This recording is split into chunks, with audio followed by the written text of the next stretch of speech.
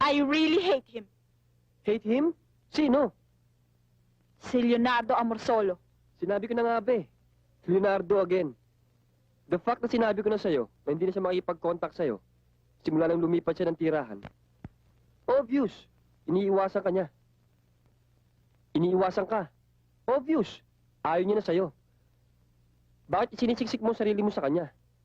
Parang siya lang nag-iisang lalaki dito sa mundo. Wrong, ate. Wrong. Wrong na kung wrong. Na-clear na yung mind ko sa showdown namin kanina. Hindi ko matanggap yung pagsampal niya sa akin. Ano? Sinampal ka niya? Ha? Sinampal ka niya? Pinagbuhatan ka niya ng kamay? Manahimik ka na nga dyan. Aate-ate ka ba dyan? Ikaw tong numero unong duwag. Hindi, baka makuha sa sindak eh. He,